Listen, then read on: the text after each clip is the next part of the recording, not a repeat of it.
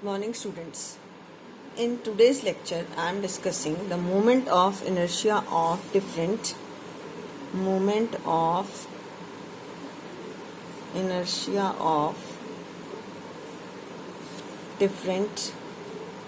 symmetrical bodies. Students, you have to learn these formulas directly because this time from the syllabus its derivation is eliminated. So first of all we are discussing the moment of inertia of a ring. अगर आप पहला मैं discuss करूँगी m dot I का मतलब moment of inertia of a ring about any axis passing through its center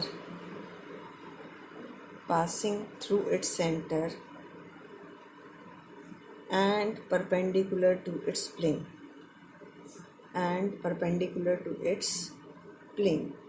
क्या होगा? This is mr². It is mr². Student, अगर हम रिंग का केस लें, I am taking this as a ring. ये ring है मेरे पास, ठीक है. तो इसका मोमेंट ऑफ इनर्शिया आपको किस एक्सिस के अबाउट फाइंड आउट करना है. दिस इज द एक्सिस जो इसके सेंटर से पास कर रही है and perpendicular to its plane. It is mr². Student, you have to learn its result directly. In question we will give you, but you must remember this, must learn this. Moment of inertia of ring about any axis passing through its center and perpendicular to its plane is mr². Now, what is the moment of inertia of a circular ring about any of its diameter? अगर इसका diameter देखें तो diameter इसके 2 होंगे. One is this, second is this one. तो आप learn, optional है ये, आप लर्न करो या नहीं. Moment of inertia of a ring about its diameter is या इसका सेंट्रल एक्सिस का क्या हो जाता है. It is mr²/2. स्टूडेंट, ये आप रिंग शो कर दीजिए. This is the axis passing through its centre and perpendicular to its plane. This is z axis और about any of its diameter. ये 2 डायमीटर है, राइट. थर्ड, मोमेंट ऑफ, ये दोनों ring के केसेस है. Now moment of inertia of a disc, circular disc about any axis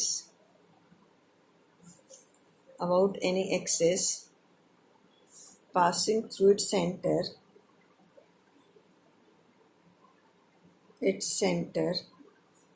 and perpendicular to its plane is mr²/2. ठीक है. ये disc है. डिस्क का मतलब क्या होता है? ये सॉलिड डिस्क, राइट. तो about this axis, this is O and this is Z axis, कुछ भी एक्सिस मान लीजिए. Now it is mr²/2. Moment of inertia of circular disc about its diameter. कोई भी डायमीटर ले लें. About its diameter is, it become mr²/4. इसका क्या ले लोगे? Half. It is mr²/4. Now student, आप नेक्स्ट अगर आप लिखें moment of inertia of a hollow cylinder about it's symmetrical axis. तो होलो सिलेंडर को अगर आप कट कर दें सिमेट्रिकल एक्सिस, तो आपको ये होलो सिलेंडर है अंदर से, अगर आप इसको कट कर दें, ये इसका सिमेट्रिकल एक्सिस है, तो आपको रिंग्स मिलती जाएंगी. तो इसका मोमेंट ऑफ इनर्शिया यहाँ क्या होगा? mr², same as ring. कैसा होगा? Same as ring. Now moment of inertia of solid cylinder, इसको हम एक्सिस ऑफ सिलेंडर भी बोलते हैं. Solid cylinder about its axis और about its axis is solid cylinder है, तो ये होगा mr²/2, सेम एज डिस्क. ठीक है बेटा. Now 7th is moment of inertia of a hollow sphere about its diameter is अगर आप एक होलो स्फीयर ले लें तो इसके डायमीटर के अबाउट इसका moment of inertia 2/3 mr². In the same way, the moment of inertia of solid sphere about its diameter is 2/5 mr². जैसे आपकी अर्थ है, इसमें हम अर्थ का केस भी लेके चलेंगे. अर्थ में कितना होता है? अर्थ का moment of inertia about its diameter is 2/5 mr². And moment of inertia of a uniform rod of length L about any axis passing through its center is ml² divided by 12. ml² divided by 12. ये आपके पास rod है, ठीक है, और इसकी length कितनी है? L. तो इसका moment of inertia about this axis कितना होगा? ml² by 12. So student, you have to learn these. Try to learn, otherwise in numerical we will give you the values, because the moment of inertia depend upon the axis of rotation. That's why it has the different values. Now after this we have rolling motion of a wheel. अगर हम बात करें rolling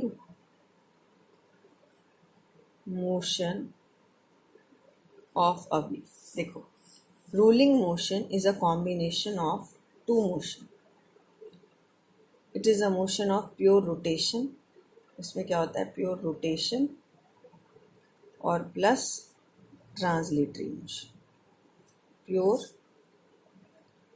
translatory motion, ठीक है. So it is a combination of pure rotation and pure translatory motion. तो अगर एक body roll कर रही है about a fixed axis, this is pure rotation. So all of its constituent particle also rolls. ठीक, ये बॉडी मान लेते हैं रोल कर रही है कितनी एंगुलर वेलोसिटी से? Like in this way, it rolls with the angular velocity omega. तो every constituent R be its radius, तो इसकी यहाँ वेलोसिटी क्या होगी? Linear velocity v is equal to omega into R. और इस पॉइंट पे ये रोल करते हुए v is equal to omega into R. ठीक, ये आपका centre of mass. Body is rolling about this axis. अब नेक्स्ट ट्रांसलेटरी मोशन है. ट्रांसलेटरी मोशन में हर पार्टिकल आपका कितनी स्पीड से मूव करेगा? सेंटर ऑफ मास की. तो इस पार्टिकल की स्पीड भी सेंटर ऑफ मास के साथ, इस पार्टिकल की स्पीड भी सेंटर ऑफ मास के इक्वल. अब स्टूडेंट, अगर आपको प्योर ट्रांसलेटरी रोलिंग मोशन देखना है तो at the point of contact, this is rolling motion. Motion rolling तब होगा जब at the point of contact जो आपका व्हील है वो किस पे आ जाए? रेस्ट पे. Condition for rolling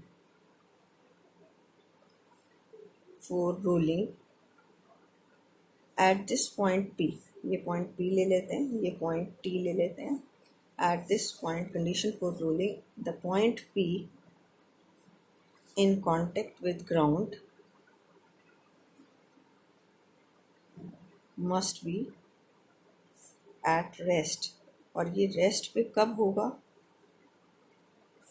this implies VCM must be magnitude of VCM must be equal to omega into, अगर आपने यहाँ स्मॉल आर लिया है तो small R, this is radius, this is omega into R. VCM किसके equal होना चाहिए? Omega into R. Direction तो अपोजिट है, तो पॉइंट P क्या आ गया? रेस्ट पे. And what is the velocity at the top? Velocity at the top T stands for top. Top is, दोनों की वेलोसिटी क्या हो जाएगी? Add V plus VCM, this is omega R plus omega R, this is equal to 2 omega R. तो top पे velocity क्या हो गई? एड. और सेंटर पे आपका जो है वो कितनी स्पीड से मूव करता रहेगा? VCM. I think it is clear to all of you. Thank you. In the next video I am explaining its expression.